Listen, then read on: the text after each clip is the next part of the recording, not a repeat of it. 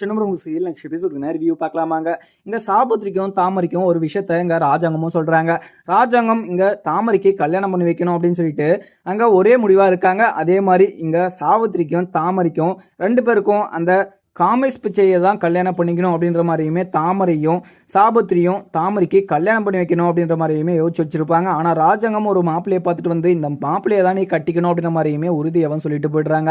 அதுக்கப்புறம் சாபுத்திரிக்கும் தாமரைக்கும் 2 பேருக்கும் பார்த்தீங்கன்னா ரொம்பவே குழப்பமாக இருக்கு. இங்கே அண்ணங்கிட்ட என்ன சொல்லி சமாளிக்கிறதுன்னு தெரியலையே. இங்கே காமேஷ் பிச்சையை தான் நீ கல்யாணம் பண்ணிக்கணும், அதே மாதிரி நீ அவனை கல்யாணம் பண்ணிக்கின்னு சந்தோஷமாக இருக்கணும், அவர்கிட்ட எப்படியாவது இந்த விஷயத்த சொல்லி இந்த விஷயத்துக்கு சம்மதிக்க வைக்கணும் அப்படின்ற மாதிரியுமே இங்கே சாபுத்திரியும் தாமரையும் யோசிச்சுக்கிட்டு இருக்க.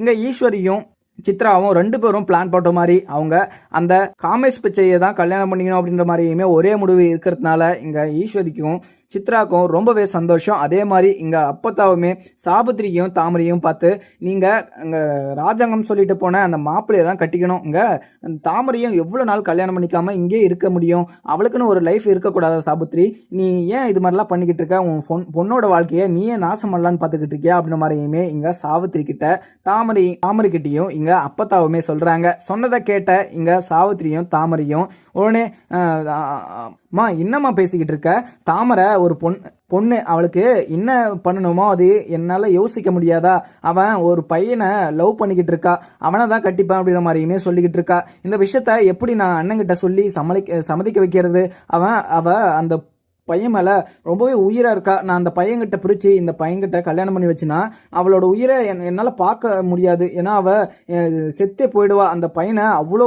காதலிச்சுக்கிட்டு இருக்கா, நான் எப்படி அண்ணங்கிட்ட சொல்கிறதாம்மா அப்படின்னு மாதிரியுமே இங்கே அப்பத்தா கிட்ட இங்கே சாவித்திரியும் சொல்கிறாங்க.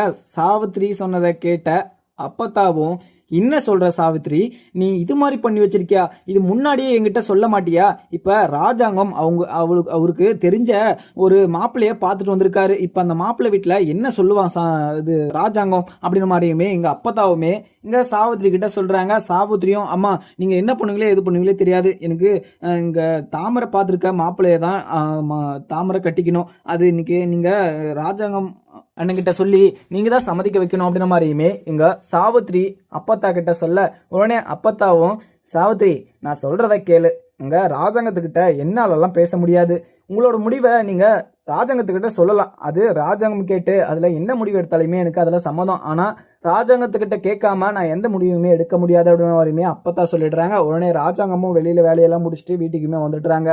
வந்து அங்க உக்காந்துக்கிட்டு என்ன அப்பத்தா என்ன ஆச்சு, எல்லாருமே நின்று பேசிக்கிட்டு இருக்கீங்க, அப்படி என்னதான் விஷயம் அப்படின்ற மாதிரியுமே இங்க ராசாங்கம் கேட்கிறாரு. ராசாங்கம் கேட்டதும் இங்க சாவித்திரியும் அண்ணே நான் உங்ககிட்ட ஒரு முக்கியமான விஷயம் பேசணுன்னு அப்படின்ற மாதிரியுமே சொல்றாங்க. உடனே இங்க ராசாங்கமும் சாவித்திரி என்ன விஷயம், இங்க நான் அந்த மாப்பிள்ளைய கட்டிக்க சொல்லி உங்ககிட்ட பர்மிஷன் எல்லாம் கேட்கல, நீங்க அந்த மாப்பிள்ளைய தான் கட்டிக்கணும், அதெல்லாம் நீங்க எந்த ஒரு மாற்றமும் இல்லை அப்படின்ற மாதிரியுமே இங்க ராசாங்கம் சொல்லிடுறாங்க.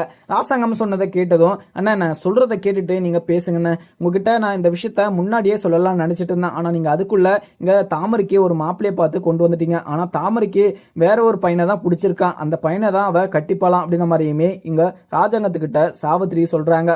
ராஜாங்கமும் என்ன சாவித்திரி பேசிக்கிட்டு இருக்க, நீ இந்த விஷயத்தெல்லாம் முன்னாடியே சொல்ல மாட்டியா, நீ முன்னாடியே சொல்லிட்டுனா அந்த மாப்பிள்ளைய நான் வேணான்னு சொல்லியிருப்பேன்ல, அவங்க வேற தெரிஞ்சவங்க, அவங்க வீட்டுல நான் என்ன சொல்லி இதை சமாளிக்கிறது அப்படின்ற மாதிரியுமே இங்க ராசாங்கம் இதுக்கு ஒத்துக்கிற மாதிரி பேசிக்கிட்டு இருக்காரு. உடனே சாவித்திரிக்கும் தாமரைக்கும் ரொம்பவே சந்தோஷம்.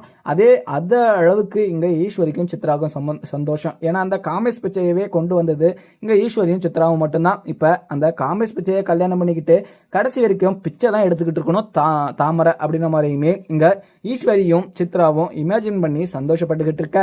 உடனே ராஜாங்கமும் இதுக்கு சம்மதிச்சுட்டு அந்த மாப்பிள்ளைகிட்டையுமே கால் பண்ணி இதை இன்ஃபார்ம் பண்ணணும், அவங்களுக்கு நான் என்ன சொல்லி தான் சமாளிக்கிறது அப்படின்ற மாதிரியுமே தெரியல அப்படின்ற மாதிரியுமே சொல்லிக்கிட்டு இருக்காங்க. உடனே இங்க ராஜாங்கமும் அந்த மாப்பிள்ளைக்குமே கால் பண்ணி அவங்க அப்பா கிட்டையுமே பேசணும் அப்படின்ற மாதிரியுமே அங்கே ராசாங்கம் யோசிச்சுக்கிட்டு இருக்க. உடனே அந்த மாப்பிள்ளையோடவங்க அப்பாவுக்குமே கால் பண்ணி அது அண்ணா தப்பா நினச்சிக்காதீங்கண்ணே, இங்கே தாமரை கிட்ட உங்கள் பையனோட ஃபோட்டோ காமிச்சேன், ஆனால் தாமரைக்கு உங்களோட பையனை பிடிக்கலையா, அவள் வேற ஒரு பையனை கல்யாணம் பண்ணிக்கிறேன் அப்படின்ற மாதிரியுமே சொல்லிக்கிட்டு இருக்கா. இங்கே பிடிக்காம இந்த கல்யாணம் பண்ண வேணாம், ஏன்னா இது மாதிரி நான் ஒரு விஷயத்த நிறைய டைம் பார்த்துட்டேன், ஏன்னா இப்போ பிடிக்காம கல்யாணம் பண்ணி வச்சுட்டா அவங்க லைஃப்பில் சந்தோஷமா சேர்ந்து வாழ மாட்டாங்க. அவங்களுக்கு பிடிச்சவங்கள கல்யாணம் பண்ணி வச்சிடலாம். நீங்க என்ன மன்னிச்சுக்கலாம்னு அப்படின்ற மாதிரியுமே இங்க ராசாங்கம் சொல்லி கட் பண்ணிடுறாங்க. அதுக்கப்புறம் இங்க ராசாங்கமும் இங்க சாவித்திரி என்ன விஷயமா இருந்தாலுமே நீ இது முன்னாடியே சொல்லியிருக்கணும் இல்ல. ஏன்னா இங்க தாமரையோட லைஃப் இதில் சம்மந்தப்பட்டிருக்கு. தாமரை இந்த வீட்டில் சும்மாவே இருக்கா, அவளுக்கு ஒரு நல்ல காட்சி பண்ணி வைக்கணும் அப்படின்றது தான் என்னோட ஆசை. அவளை நான் இங்க இந்த வீட்டிலே வச்சுட்டு இருக்கணும் அப்படின்னால நான் நினைக்கல. ஆனால் அவளும் ஒரு லைஃப் வாழணும் அப்படின்றதுனால தான் நான் யோசிச்சு இது மாதிரி ஒரு முடிவை எடுத்தேன். ஆனால் நீங்கள் இந்த விஷயத்த எங்கிட்ட முன்னாடியே சொல்லியிருக்கணும் அப்படின்ற மாதிரியுமே எங்கள் ராசாங்கம் சொல்லிக்கிட்டு இருக்காங்க. உடனே எங்கள் அப்பத்தாவும் சரி ராசாங்கம் ஏதோ முடிஞ்சது முடிஞ்சிருச்சு, அவள் வேற ஒரு பையனை தான் கல்யாணம் பண்ணிப்பா அப்படின்ற மாதிரியுமே சொல்லிக்கிட்டு இருக்கா.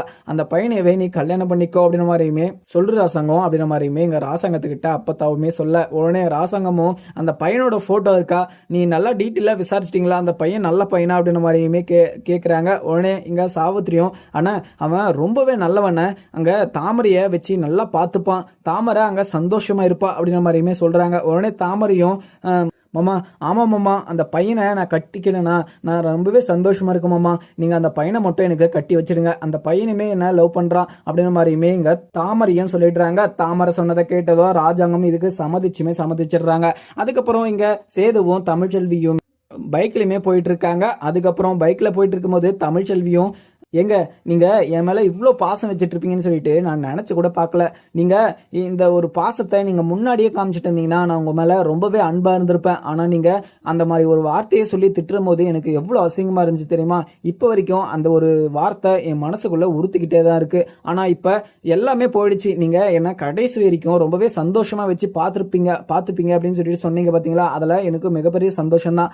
ஆனா என்னோட குழந்தைய நீங்களும் நானும் சேர்ந்து 2 பேரும் சந்தோஷமா அந்த பையனுக்கு எந்த ஒரு குறையும் இல்லாம நம்ம வளர்க்கணும் அப்படின்ற மாதிரியுமே இங்க தமிழ்ச்செல்வி சொல்றாங்க. இதை கேட்ட சேதுவும் சரி தமிழ், நான் உன் மேல எந்த கோபமும் இல்லை, அதே மாதிரி உன் மேல டபுள் மடங்கு எனக்கு பாசம் தான் அதிகமாகுது.